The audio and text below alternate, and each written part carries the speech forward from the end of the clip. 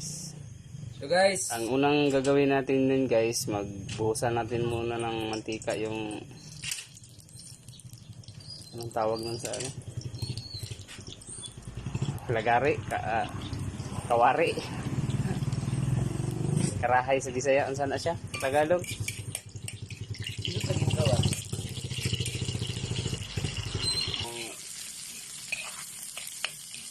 Luya at saka yung sibuyas para lumabas talaga yung ano niya, yung aroma.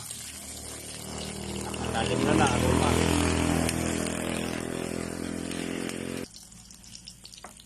Yan, malutong na yung mga luya at saka yung sibuyas. Pwede na rin lagay na natin yung ano, linaw na palaka.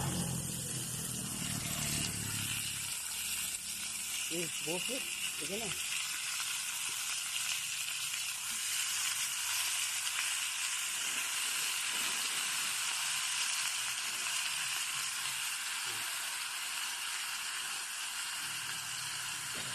Mikos-mikos na yan insan. Yan, mikos-mikos.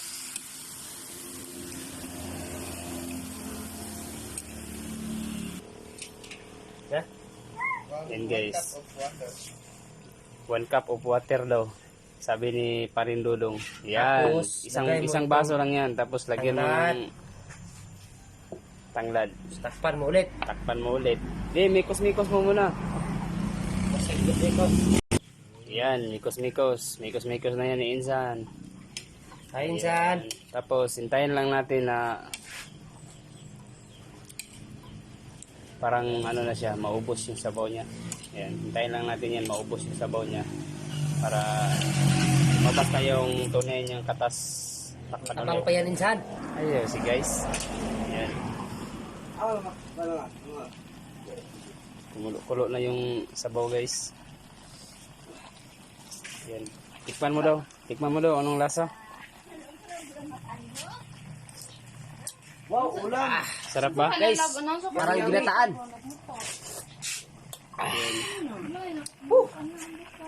Huwag nyo ang balatan kasi pag balatan ninyo, busa na yung maghiwalay sa buto na yung laman. Tikman natin guys.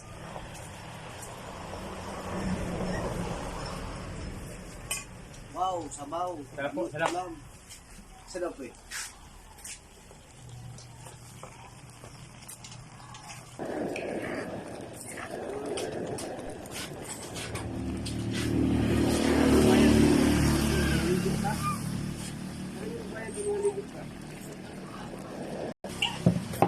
Yan na po, luto na. Pwede na natin kainin. Luma na ba eh? Karang tawis, dalan nga mo pipid daw diha.